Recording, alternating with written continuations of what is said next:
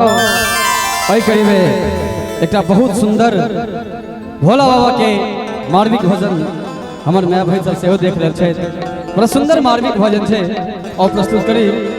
और बहुत बहुत आभार भाई सोहन जी के बहुत सुंदर अपने साउंड के मेंटेन करने छी और तमाम हमार मित्र बंधु और जो हमारे श्रेष्ठ है अमर भैया से हो बहुत दिन के बाद संगत करे के इनका सन अवसर प्रदान भेल। यदि त्रुटि है तो क्षमा करवे और सुनावे।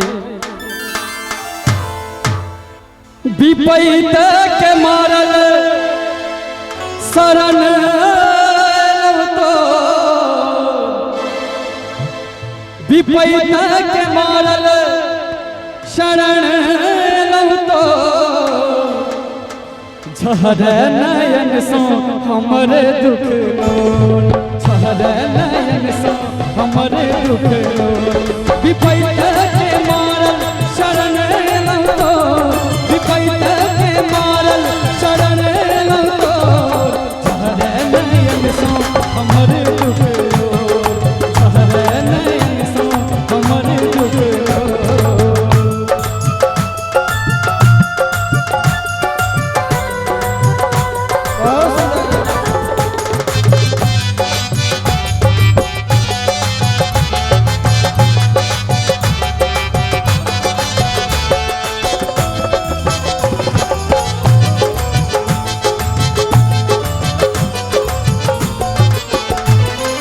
जिंदगी भर दुखिया के दुखिए रहलिए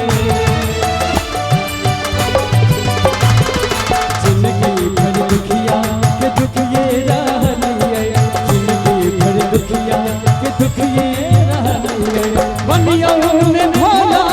एहन करो बनियाऊ में बाबा एहन करो झहर नयन सो हमर दुख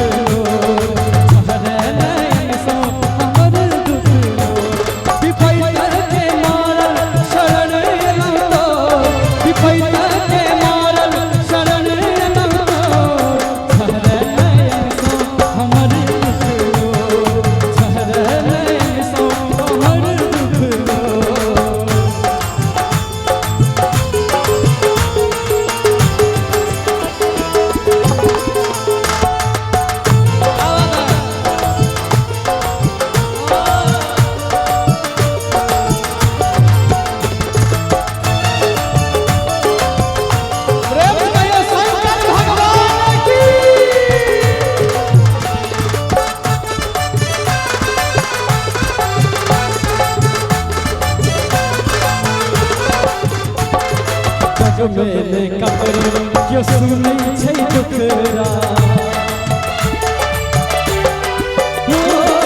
जग मेरे ककरो क्यों सुनी छै दुखरा जग मेरे ककरो क्यों सुनी छै दुखरा कहना बिताई छै कलयुग घोर कहना बिताई छै कलयुग घोर झहर नयन सो हमरे दुख लोल झहर नयन सो हमरे दुख लोल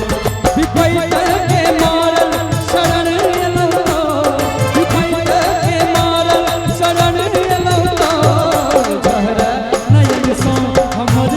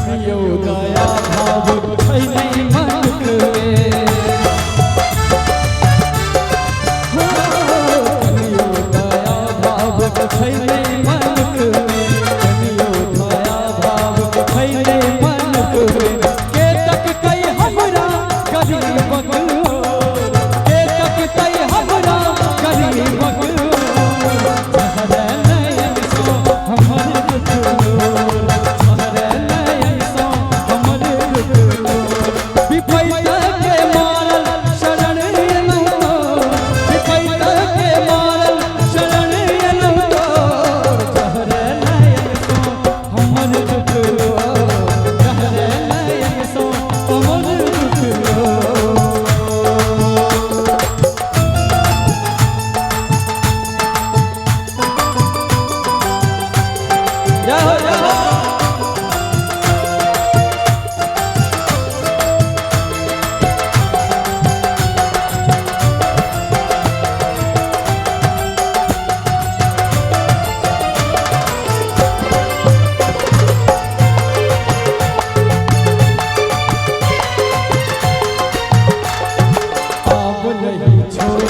हम चरण कमल के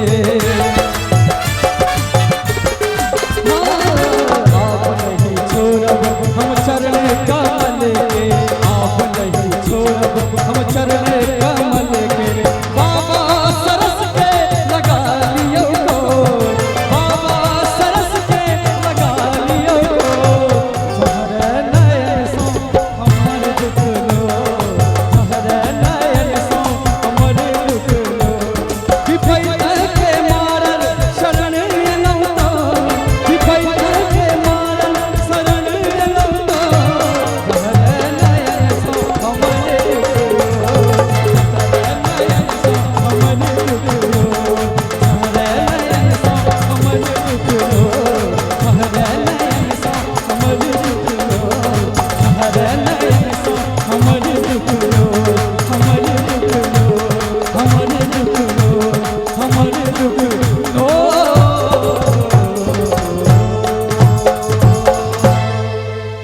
झहरे हमर दुख लो। क्या हुआ क्या हुआ? शुक्रिया।